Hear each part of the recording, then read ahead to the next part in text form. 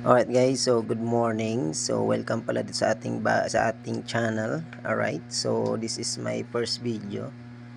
Ayan guys, so ito nga pala ay luya.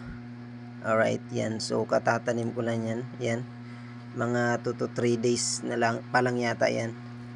Alright, so may isiningit din ako dyan pala na mulberry. Ayan, so ito ay mga ilang days na rin.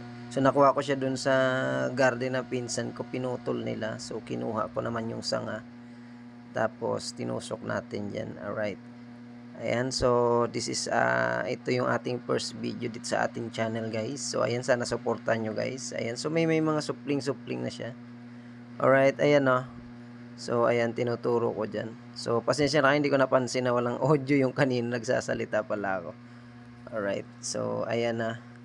Ito naman guys ay kangkong. Kangkong yan guys yung nabibili sa palengke. Ayan. Itinanim ko naman dyan sa sako. So ayan. So para meron tayo na harvest. Ito naman guys, orchids to. So dati na tong nandito sa area na, sa bahay na to. So kakalipat lang namin din. Nakita ko sila yung may mga ganyan yan.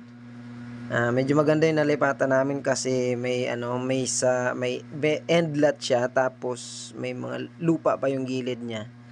So yun, medyo natuwa ako kasi para may alright, so yan yung mga nakita natin. Ayan, may mga ugat na yan, so natanggal siya dyan, so tinali ko ulit ng plastic.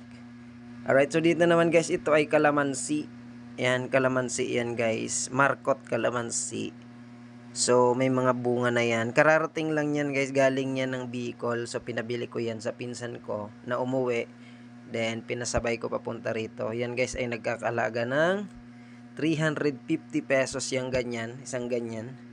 So depende guys sa klase ng makukuha nyo, kung malaki na or yan, medyo mas mahal, 500 yan, 450, 400. So ito guys ay 350. So dahil kakilala ko yung nabilhan, nakuha ko ng 300. Ayan. So ito naman ay ito yung mga halaman.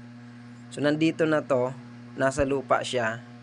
Napansin ko kasi may naapak-apakan, so inilipat ko siya diyan. Ayan. So ilang piraso yan, mga 3 piraso yata. Ayan. So alright guys, ayan o. Medyo okay na siya, malago-lago na. Yung mga butas-butas na naapakan kasi yan yung kaya nagkabutas-butas yung mga dahon-dahon niya. Alright, so ayan, kaya nilipat ko siya dyan guys. Alright guys, so kanina hindi ko napansin na wala pala tayong audio. Ayan. So tinignan ko yung video ko na una, wala palang audio yon. So ayan, so ito naman tawag dito, sili. Ayan, siling labuyo. Ayan o. Alright.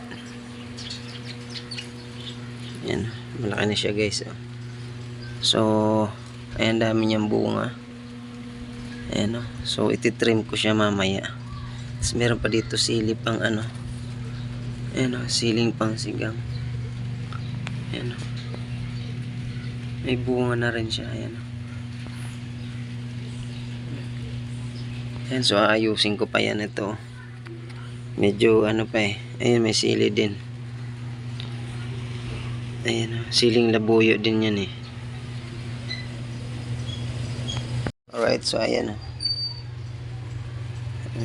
Yung mga halaman pa, ayusin ko pa yan.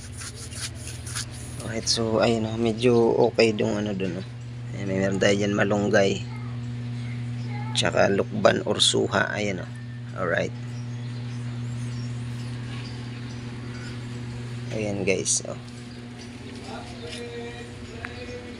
Sayang yung kanina wala akong audio. Ayan, so idadub ko na lang or voice over siguro. Ayan, may asparagus tayo dyan. Ayan.